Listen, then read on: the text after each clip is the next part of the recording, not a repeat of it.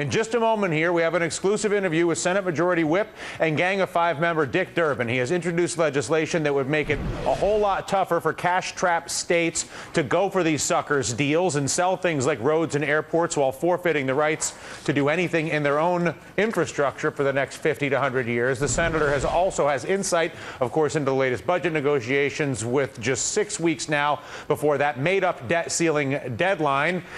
So let's get to it. Democratic Senator Dick Durbin of Illinois, member of the Gang of Five, joins us now from Capitol Hill. And Senator, tell us how your piece of legislation can prevent the sort of quick fix deal making that we're seeing municipalities make when they forfeit generations of rights in order to fill 1 week's or 1 month's or 1 year's budget hole.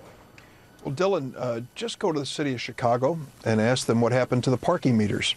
This was obviously a city function for decades and generations, which was ultimately sold to a private entity for 75 years. It changed things dramatically and very quickly.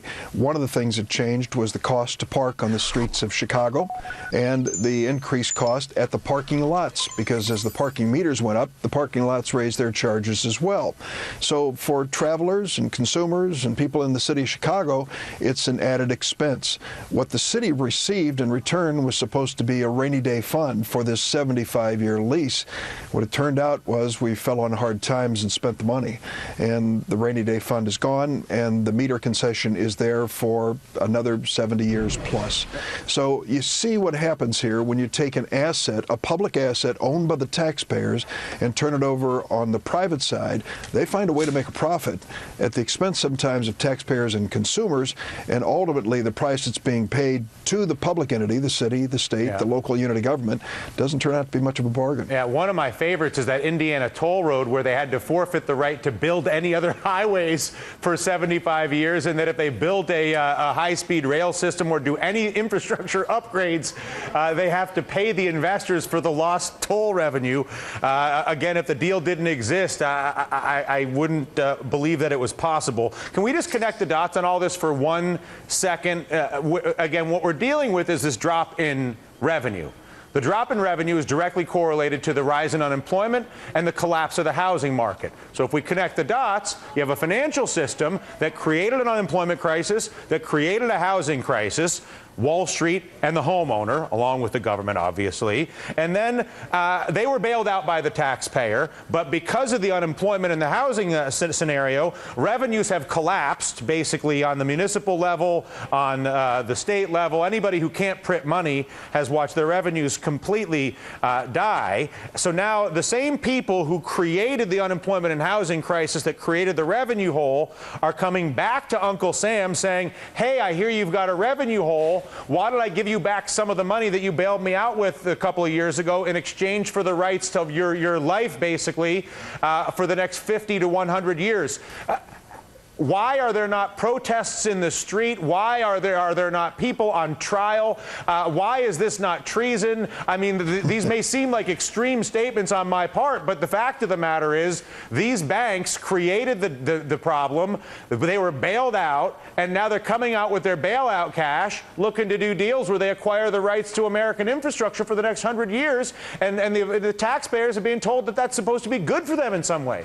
Well, Dylan, most Americans have busy lives, and they don't spend a lot of time poring over the congressional record or following the newspaper closely to see what the next deal might be. But the bottom line is they may feel its impact.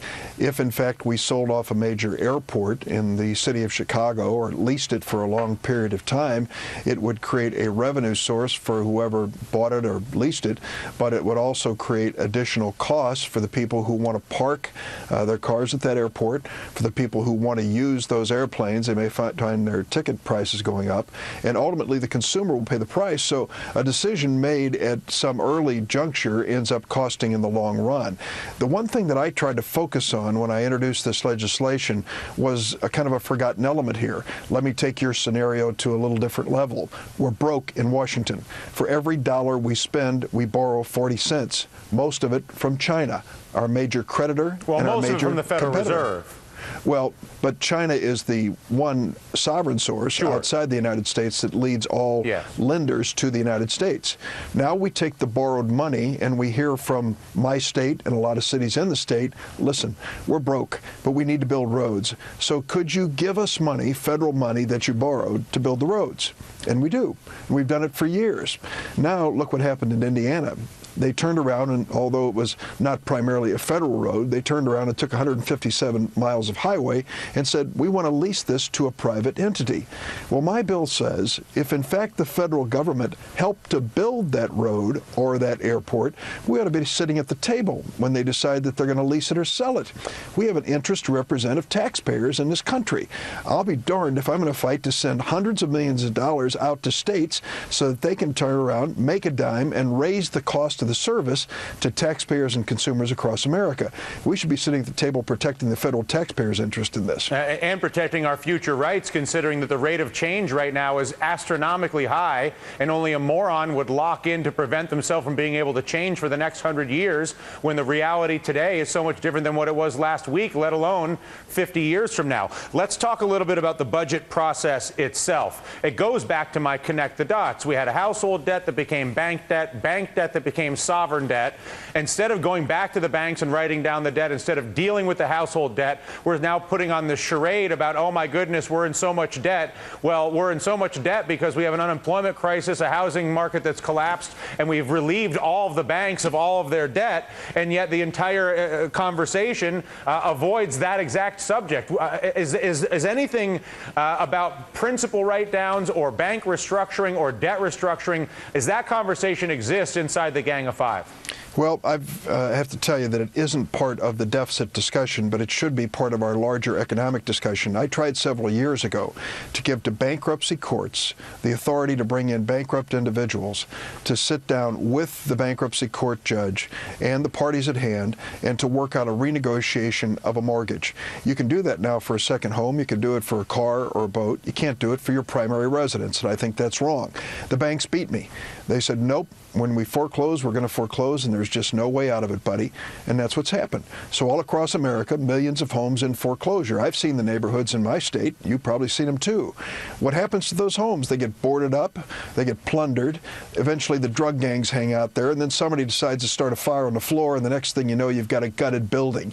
Now tell me how that can be in the best interest of the homeowner, the bank, or the person who happens to live next door, cuts his grass every day.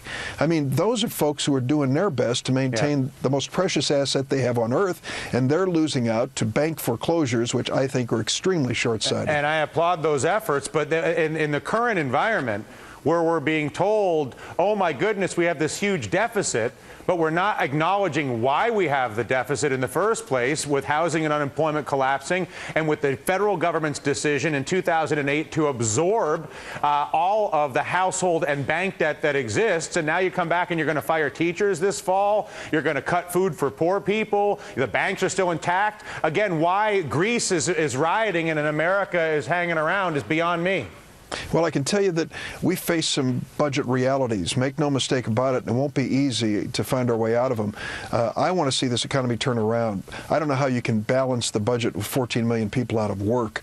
I don't know how you can balance the budget when the biggest cost driver is health care, and it continues to go up and up and up, and there's very little appetite for suppressing or finding a way to reduce its cost. We've got to take a look across the board, and we're also dealing with some demographics here that I think we've got to face honestly. On January 1st of this year, 9,000 Americans turned age 65. January 2nd, another 9,000. And every day since, and for the next 19 years, 9,000 Americans a day, the boomers, will turn 65. They paid in through their lifetime into Social Security and Medicare with the promise that when they needed it, it would be there. Now comes some suggestions on the House Republican budget. Well, maybe Medicare won't be there. One of my colleagues, an independent Democrat from Connecticut, Senator Lieberman, even talks about raising the eligibility age for Medicare. Listen, I want to tell you, when you're in your 60s, sitting out there and bargaining with health insurance companies is not somebody anybody wants to get involved in. And that's what's going to happen if we raise the age on Medicare. So there's some fundamental issues about Social Security and Medicare that we've got to get squared away with the American people. We're not running away from this obligation. We can deal with it honestly, but let us not balance the budget on the backs of unemployed people and those those who are counting on Social Security and Medicare in the future. And how can you even entertain doing that after having the problem created by the people that provide 40% of all political contributions, which is the banks? Well, I can tell you that I'm not a big fan of the banks. I had a big fight with them a couple weeks ago on debit card swipe fees, and we were successful on behalf of small businesses and consumers. And I think back to the time when I sat down in the meeting room with Ben Bernanke and Hank Paulson, and they said, it is literally the end of the world economy as you know it. I mean, those were the stark terms they gave us. Come up with the money to help these banks or we're sunk. I voted for it. I was seething inside to think I'm sending money to banks, for goodness sakes, when average people and small businesses across America are in such bad straits. We did it. And how did they send us a thank you? They declared bonuses for all the folks on Wall Street. What a great act of gratitude for the taxpayers of America. I hope we've learned our lesson. We have to make sure that we have appropriate regulation and oversight so these banks don't drag us down into another recession. It's beyond that. We're out of time probably for both of us, but we need to write down the debt today. The problem has not gone away, and until we actually do a global debt restructuring of some kind, this will be solved on the back of those who don't have political representation, the unemployed, the elderly, and anybody who's not writing checks to politicians. Well, understand, too, that any restructuring of debt's going to involve some changes in interest rates. Our interest rates are at record lows, and we need them there to come out of this recession. If we start a restructuring that raises interest rate costs across the board for consumers and families and businesses, this recession will go on for a lot longer. Which is why I would take a cue from the end of World War II with a global debt restructuring. Something like 50 years at 50 basis points sounds about right to me. I suspect that would get the economy going, Senator. I know that's Dylan's plan. I'll study it for you. Thank you very much, Senator. Nick Durbin, appreciate it. Thank you.